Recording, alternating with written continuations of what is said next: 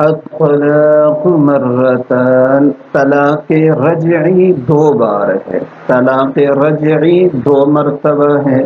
فَإِمْسَاكٌ بِمَعْرُوفٍ، پس پھر روک لینا ہے دستور کے مطابق، او تسریح یا چھوڑ دینا ہے بِإِحْسَان اچھے طریقے سے۔ وَلَا يَحِلُّ لَكُمْ، اور تمہارے لیے حلال نہیں، ان تأخذوا کہ تم لے لو، مما آتیتموہن شیئا جو تم نے ان کو دیا ہے اس میں سے کچھ، الا ان یخافا الا یقیما حدود اللہ، مگر اگر دونوں کو یہ ڈر ہو کہ وہ قائم نہیں رکھ سکیں گے اللہ کی حدود کو، فَإِنْ خِفْتُمْ، پس اگر تمہیں ڈر ہو، اللہ یقیم حدود اللہ کہ وہ اللہ کی حدود کو قائم نہیں رکھ سکیں گے، فلا جناح علیہما، تو ان دونوں پر کوئی الزام نہیں، کوئی حرج نہیں، فی مفتدت بہ، جو عورت بدلے میں کچھ دے ڈالے، تلک حدود اللہ، یہ اللہ کی حدود ہیں، فلا تعتدوها، ان میں تجاوز مت کرو، ومن یتعد حدود اللہ، اور جو اللہ کی حدود میں تجاوز کرے گا، فَأُولَئِكَ هُمُ الظَّالِمُونَ، پس وہی ظالم ہیں۔ ہمارا کل کا جو سبق تھا اس میں یہ بات ہمارے سامنے آئی تھی کہ عورتوں کے لیے بھی حقوق ہیں جیسا کہ عورتوں پر حقوق ہیں، جو ہم نے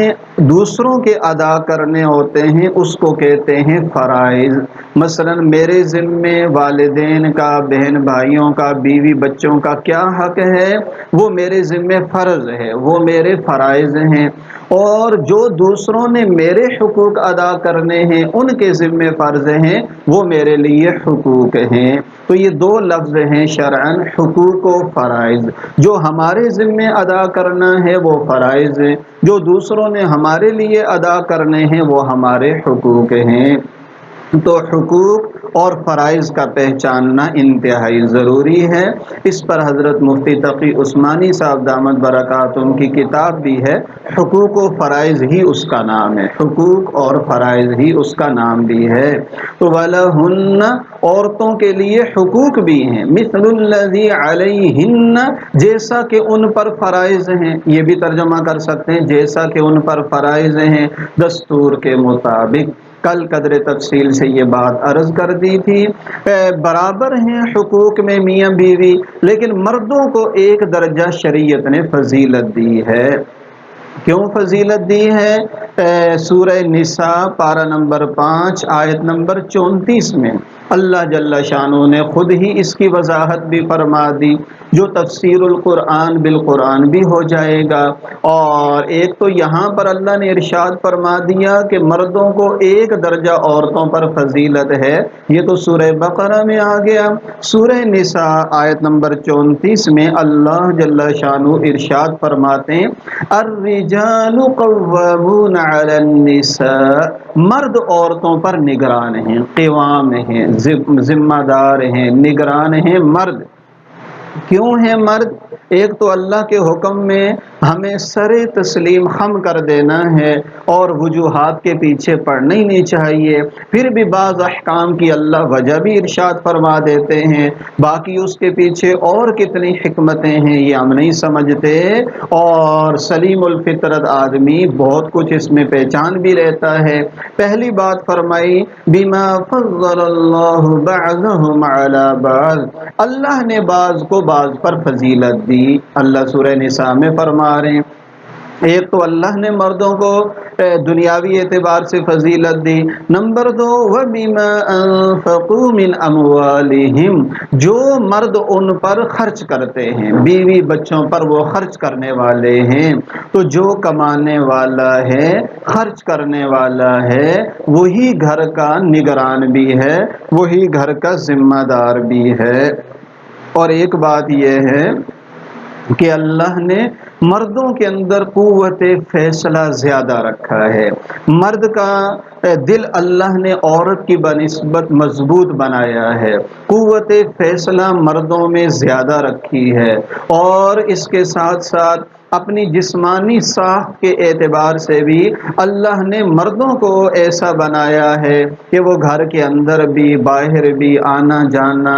اور جرگوں میں بیٹھنا، محافل میں بیٹھنا، بازاروں میں جانا، سفر کرنا، یہ ساری اعتبار سے اللہ نے یہ ذمہ داریاں مردوں پہ ڈالی ہیں۔ تو ان سارے حالات کا تقاضا یہ ہے کہ گھر کا ذمہ دار مرد ہوگا۔ اور اگلی بات یہ ہے کہ مرد البتہ گھر والوں سے مشورہ کر کے چلے، اور مشورہ کر کے چلتے بھی ہیں، اور مشورے میں اعتماد میں لے بھی لینا چاہیے، لیکن یہ بات بہرحال قرآن و سنت سے طے ہو گئی کہ اللہ نے گھر کا ذمہ دار مرد کو بنایا ہے۔ بچے بچی کو کون سی تعلیم دینی ہے، دینی دنیاوی، اور کہاں پر پڑھانا ہے، دونوں کے مشورے سے طے ہو جائے بہت اچھی بات ہے۔ اختلاف ہو جائے تو مرد کا قول معتبر ہوگا۔ بچے بچی کا نام رکھنا ہے اور مشورے سے رضامندی سے طے ہو جائے بہت اچھی بات ہے، ورنہ مرد کا فیصلہ نافذ ہوگا۔ بچے بچی کا ہم نے رشتہ کرنا ہے، رضامندی سے طے ہو جائے مشاورت سے بہت اچھی بات ہے، ورنہ رشتے کا آخری فیصلہ اللہ نے باپ کی ذمہ داری لگائی ہے، وہ جہاں فیصلہ کرے گا وہی معتبر ہوگا۔ تو اللہ تبارک و تعالی نے اس طرح کی کئی باتیں ہمارے ذمے یہ وضاحت ہے۔ ہمارے بیوی بچے کس گھر میں جائیں گے، کس گھر میں نہیں جائیں گے، کس سے تعلق رکھنا ہے، کس سے تعلق نہیں رکھنا ہے، جانا ہے نہیں جانا ہے، تو مرد کے فیصلے کو نافذ العمل سمجھا جائے گا۔ شریعت مطہرہ کا یہ فیصلہ ہے۔ ہاں اس میں خاتون، گھر کی جو خاتون ہے وہ رائے ضرور دے سکتی ہے، ذہن سازی ضرور کر سکتی ہے، مرد کو بھی چاہیے کہ مشورہ کر کے چلے، لیکن اس طرح کے تمام امور میں مردوں کو ذمہ دار بنایا گیا ہے۔ اور ذرا ہم دیکھیں کہ جہاں پر مرد قوام نہیں ہیں ان گھروں کے اندر کتنا فساد ہے، ہم تصور بھی نہیں کر سکتے۔ ایک دو نہیں، بیسیوں واقعات خود میرے سامنے ہوئے، ہر ایک کی نظر سے گزرتے ہیں کہ اپنے گرد و نواح پہ نظر ڈالے، مجھے خود ایک بزرگ سفید ریش آ کر روئے اور انہوں نے کہا مفتی صاحب میری بچیاں نوجوان گھر سے بن سنور کے نکلتی ہیں، میں نے پوچھ لیا بچیوں تم کہاں جاتی ہو، تو بچیوں کی ماں نے مجھ سے سخت لڑائی کی کہ آپ کون ہوتے ہیں پوچھنے والے، والد کو۔ اب وہ بچیاں بن سنور کے کہاں جا رہی ہیں کہ ڈیوٹی کر رہی ہیں، وہ کہہ رہے ہیں میرا خود اتنا اچھا کاروبار ہے، ان کو کیا ضرورت پڑی ہے کسی جگہ نوکری اور ڈیوٹی کرنے کی۔ لیکن عورت کے کہنے پر بچیاں روزانہ کہہ رہے جا رہی ہیں آ رہی ہیں، اور میں دیکھ دیکھ کے دل میں کڑن پیدا ہوتی ہے اور میں ان کو کچھ بھی نہیں کہہ سکتا۔ تو آپ اندازہ لگائیے بیسیوں فسادات اخلاقی اعتبار سے، معاشرتی اعتبار سے، وہ اسی وجہ سے پیدا ہیں کہ ہم نے شریعتی حدود میں تجاوز کیا ہے۔ اللہ تعالی ہمیں ان احکام کو سمجھنے کی توفیق عطا فرمائے۔ بہرحال باقی ایک بات حضرت پیر ذوالفقار صاحب دامت برکاتہم ارشاد فرماتے ہیں، بہت ہی اچھی بات ہے، جو باتیں ابھی میں نے کی یہ تو حدود کی بات تھی، اور اس میں بھی میں نے یہ لفظ استعمال کیا کہ باہم رضامندی سے ہر بات طے ہو جائے۔ حضرت فرماتے ہیں اگر اختلاف ہو جائے بچے بچی کا رشتہ کہاں کرنا ہے، تو ایک لمحے کے لیے بیوی بھی رک جائے، شوہر بھی رک جائے، اور اپنی انا کو چھوڑ دیں، اپنے خاندانی پس منظر کو چھوڑ دیں، ایک لمحے کے لیے خالی الذہن ہو کر یہ سوچیں کہ بچے یا بچی کی بہتری کس میں ہے، نہ اپنے خاندان کی ضد شوہر لگائے نہ بیوی لگائے، کیونکہ ہر ایک کے کھچاؤ اپنے خاندان کی طرف زیادہ ہوتا ہے۔ بس یہ سوچ لیں کہ میرے بچے اور میری بچی کے لیے اچھا کون سا ہے، بس اس پر دونوں فیصلہ کر لیں، اپنے خاندان کی طرف مائل ہونے کے بجائے اپنے بچے اور بچی کے مستقبل پر نظر کر لی جائے تو یہ مسئلہ آسانی سے حل ہو جاتا ہے۔ اگلی بات آج کی جو آیت کریمہ ہے وہ اللہ جل شانہ ارشاد فرماتے ہیں الطلاق مرتان، میں نے لفظ استعمال کیا طلاق رجعی، طلاق رجعی 2 مرتبہ ہے، وہ طلاق جس کے بعد شوہر رجوع کر سکتا ہے، اپنی زبان سے قولی رجوع یا عمل سے رجوع، اور فقہا نے لکھا ہے کہ رجوع پر بھی 2 گواہ بنا دے، 1 طلاق دیے 2 طلاق دیے، اب رجوع کر رہے ہیں 2 گواہ بنانا مستحب ہے تاکہ سب کو برادری میں پتہ چل جائے، کسی قسم کا مسئلہ مسائل پیدا نہ ہو، حلال حرام کا یہ مسئلہ ہے۔ تو جس طلاق کے بعد رجوع ہو سکتا ہے وہ 1 طلاق ہے اور 2 طلاقیں ہیں۔ اس کے بعد یا تو روک لو بمعروف، لیکن دستور کے مطابق روک لو، او تسریح، اور اگر چھوڑنا بھی ہے تو اچھے طریقے سے چھوڑ دو۔ اور اللہ فرماتے ہیں دیکھو، ایک دفعہ رخصتی ہو گئی، میاں بیوی اکٹھے رہنے لگے، اب کسی وجہ سے طلاق ہو رہی ہے تو حلال نہیں ہے، اے مردو تمہارے لیے حلال نہیں ہے کہ جو تم نے ان کو مہر دیا اس میں سے کچھ واپس لو، بلکہ وہ سارا مہر عورت کا حق بن چکا ہے، بلکہ عورت کا سب سے پاکیزہ مہر مال وہ ہے جو اس کو مہر میں ملتا ہے۔ لہذا ہمارے ہاں یہ عجم کے اندر ہے، عرب کے اندر نہیں ہے۔ ہمارے ہاں مہر لکھوا دیتے ہیں زیادہ اور کہتے ہیں عند طلب ادا کیا جائے گا، یا کچھ ابھی ہے کچھ بعد میں، یہ ہم عجمیوں کا طریقہ ہے، شرعن بھی زیادہ پسندیدہ نہیں ہے۔ جتنا مہر شوہر دے سکتا ہے دے، اور نقدی دے دے، مکمل ادا کر دے، کیونکہ ظاہر بات ایک عورت اور ایک بچی اس گھر میں آ رہی ہے اور لاکھوں روپے کا خرچہ شادیوں میں ہو گیا تو 50,000 لاکھ 2 لاکھ مہر کیوں ادا نہیں کیا جا سکتا؟ دیگر چیزیں جو لازم نہیں بھی تھی رواج سے کی، اور مہر شرعن لازم تھا، اس کو ہم نے پس پشت ڈال دیا۔ اگر کسی مرد کا انتقال ہو جائے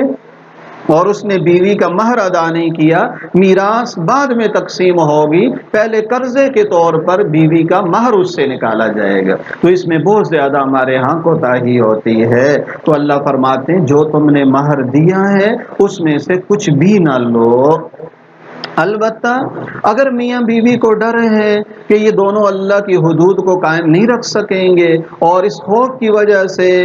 مرد اس کو چھوڑنا نہیں چاہتا، عورت طلاق لینا چاہتی ہے، دونوں کے حقوق پامال ہو رہے ہیں، تو اللہ فرماتے ہیں کوئی حرج کی بات نہیں کہ عورت مہر واپس کر دے، یا مرد اس کو ابھی تک دیا نہیں ہے تو عورت مرد کو معاف کر دے، یا مرد کو اگر مہر لیا ہوا ہے تو واپس کر دے اور اس کے بدلے میں طلاق لے لے، تو یہ جائز ہے۔ اگر شوہر طلاق نہیں دے رہا، عورت طلاق لینا چاہتی ہے، اور اس کی ایک صورت یہ ہے کہ عورت اس بات پہ رضامند کر لے کہ دیکھو میں آپ سے مہر نہیں لیتی ہوں، یا جو آپ نے مجھے مہر دیا میں آپ کو واپس کرتی ہوں، اور آپ مجھے طلاق دے دو، اور حدود اللہ پامال ہو رہی ہوں، کوئی رہنے کی صورت نہ بن سکتی ہو، اس صورت میں اس کی گنجائش موجود ہے۔ تلک حدود اللہ، اللہ فرماتے ہیں یہ اللہ کی حدود ہیں، فلا تعتدوها، تم ان میں تجاوز نہ کرو، اور جو اللہ کی حدود میں تجاوز کرے گا وہی ظالم ہے۔ تو آج کے سبق میں ہم نے طلاق رجعی کا مسئلہ پڑھ لیا، 1 طلاق 2 طلاق کا مسئلہ، 1 طلاق طلاق بائن ہوتی ہے، کل بھی میں نے عرض کیا تھا، ایک آدمی کہے تجھے طلاق بائن ہے، یا ایک آدمی یہ کہتا ہے کہ تو فارغ ہے چھوڑ دیا، اور اس طرح کے کئی علاقوں میں کنکریاں پھینکی جاتی ہیں بطور نشانی کے، اس علاقے میں طلاق کا عرف ہوتا ہے، یا اس جیسے کوئی لفظ بول دیا اور طلاق کا ارادہ کیا تو اس سے طلاق بائن پڑتی ہے۔ ایک اگر 2 طلاق بائن دی ہیں تو اس صورت میں اس کو نکاح کر کے پھر رجوع ہو سکتا ہے، بغیر نکاح کے نہیں ہو سکتا۔ اور ایک بات یہ ہے کہ یہ جو نکاح کا مسئلہ ہے نا، نکاح ایک معاملہ نہیں ہے بلکہ اس پر عبادت کا پہلو غالب ہے۔ النکاح من سنتی، پیارے آقا فرماتے ہیں نکاح میری سنت ہے۔ 2 چیزیں ایسی ہیں جو جنت میں بھی آدمی کے ساتھ جائیں گی، ایک ایمان ہے اور دوسرا نکاح ہے۔ ایمان والے جنت میں بھی ایمان والے ہوں گے، اور جو دنیا میں میاں بیوی ہوں گے وہ جنت میں بھی میاں بیوی ہوں گے۔ یہ اتنا پاکیزہ رشتہ اللہ تبارک و تعالی نے بنایا ہے۔ لیکن کبھی اور شریعت کہتی ہے اس کے اندر دوام ہو، اس کے اندر ہمیشگی ہو، کوئی چیز اس کو توڑنے نہ پائے۔ اور شیطان بھی نا کارگزاری لیتا ہے، حدیث میں آتا ہے سمندر میں اپنا تخت لگاتا ہے، ایک شیطان اٹھ کے کہتا ہے میں نے قتل کروایا، ایک کہتا ہے میں نے چوری کروائی، ڈاکہ ڈلوایا، بڑا شیطان کوئی خاص توجہ نہیں دیتا۔ ایک اٹھ کے لنگڑا سا شیطان کہتا ہے میں نے میاں بیوی میں جھگڑا کروایا، وہ اس کو گلے لگا لیتا ہے اور کہتا ہے کہ اصل کام تو نے کیا ہے۔ تو یہ جو رشتہ ہے نا، اس رشتے کے شیاطین دشمن ہیں، اس رشتے کے نفس بھی دشمن ہے، اس رشتے کے آپس کے ارد گرد کے لوگ بھی بسا اوقات حسد اور ضد میں مبتلا ہوتے ہیں اور ہنستا کھیلتا اکثر نہیں دیکھ سکتے۔ لہٰذا اس رشتے کی حفاظت کرنا میاں بیوی دونوں کا فرض بنتا ہے، اور یہ ہے کہ طے ہو جانا چاہیے کہ کسی کی وجہ سے ہم اپنے رشتے کو خراب نہیں کریں گے، اور یہی تربیت ہمارے خواتین کی، بچیوں کی، بہنوں کی بھی ہونی چاہیے۔ بہرحال اصل تو اس رشتے کو نبھانا ہے، لیکن اگر کسی وجہ سے کسی صورت میں نہیں بن سکتا تو شریعت نے پھر چھٹکارے کے لیے طلاق کا معاملہ رکھا ہے۔ اگرچہ جائز ہے انتہائی مجبوری میں طلاق دینا، لیکن ارشاد نبوی ہے ابغض الحلال الی اللہ الطلاق، اللہ کے نزدیک حلال چیزوں میں سب سے زیادہ ناپسندیدہ اور مکروہ وہ طلاق ہے۔ تو پہلی بات تو یہ کی کہ مرد برداشت کرے، عورت بھی صبر سے کام لے، اس حد تک نہ جائے کہ اس رشتے کے اندر ٹوٹن واقعہ ہو جائے۔ پہلی بات تو یہ لگائی گئی کہ احتیاط سے کام لیا جائے۔ دوسرا یہ فرمایا گیا کہ حالت غیظ و غضب کے اندر مرد برداشت کرے، کھڑا ہے تو بیٹھ جائے، بیٹھا ہے تو لیٹ جائے، نہیں تو گھر سے نکل جائے۔ یہ صحابہ کے عمل سے بھی ثابت ہے۔ حضرت علی اور حضرت فاطمہ رضی اللہ تعالی عنہما دونوں ایک دفعہ آپس میں انبن ہو گئی، حضرت علی باہر تشریف لے گئے۔ اگر کبھی ایسا ہو جائے مرد گھر سے بے شک نکل جائے، لیکن اس رشتے کو باقی رکھے، اور اسی لیے شریعت کہتی ہے کہ حالت غیظ و غضب میں کسی وقتی اور ہنگامی صورت میں اس لفظ کو استعمال نہ کریں۔ اسی طرح جو عورت کے مخصوص ایام ہیں ان میں بھی طلاق دینے کو سخت ناپسندیدہ اور بدعت قرار دیا گیا، کیونکہ ان دنوں میں رغبت کم ہوتی ہے، تو پاکی کی حالت میں دینے کا حکم دیا گیا۔ اور دوسری بات یہ ہے کہ ایک یہ بات بھی بتائی گئی کہ اگر یہ طلاق دے گا، دیکھو کوئی اور معاملہ ہو تو یکدم ختم، شریعت اس معاملے کو کتنا باقی رکھنا چاہتی ہے۔ آج ایک آدمی طلاق دیتا ہے لفظ طلاق سے ایک دفعہ، دو دفعہ، شریعت کہتی ہے 3 مہواریاں، 3 مہینے تیرے پاس، تجھے پھر بھی ہم کہتے ہیں رجوع کر لے۔ عورت کو حکم ہے بن سنور کے تیار ہو، مرد کو اجازت ہے کہ 3 مہینے کے اندر تقریباً وہ رجوع کر سکتا ہے۔ تو اگرچہ ابھی وقتی غصے کی وجہ سے آپ نے لفظ طلاق ادا کر دیا، شریعت نے کتنی چھوٹ دی، آج کل پرسوں 5-10 دن بعد اس کا غصہ ٹھنڈا ہو جائے گا، حالات نارمل ہو جائیں گے، پھر بھی شریعت نے کہا کہ ہم آپ کو رجوع کا اختیار دیتے ہیں تاکہ یہ رشتہ دوبارہ برقرار ہو جائے۔ اور پیچھے والی آیت میں بھی یہ گزرا ہے کہ شوہر لوٹانے کا زیادہ حقدار ہے۔ ایک دفعہ طلاق ہو گئی، شوہر رجوع کرنا چاہتا ہے تو وہی زیادہ حقدار ہے کہ اس عورت سے بہر صورت وہ رجوع کر لے۔ اور اسی لیے طلاق کی بہترین صورت یہ ہے، طلاق کی 3 صورتیں ہیں، ان کو بھی مختصر سمجھ لیں۔ ایک ہوتی ہے طلاق احسن۔ طلاق احسن یہ ہے کہ آدمی اپنی بیوی کو ایک ہی طلاق دے دے انتہائی مجبوری میں، وہ انشاءاللہ وہ عرض بھی کر دوں گا، بلکہ ابھی سے سماعت فرما لیں۔ پارہ نمبر 5 میں اللہ جل شانہ نے اس کو تفصیل سے بیان کیا، اسی آیت نمبر 34 کے اندر جو ابھی میں نے پڑھی بھی تھی اللہ تبارک و تعالی فرماتے ہیں اسی آیت نمبر 34 میں فَالصَّالِحَاتُ قَانِتَاتٌ حَافِظَاتٌ لِلْغَيْبِ بِمَا حَفِظَ اللَّهُ،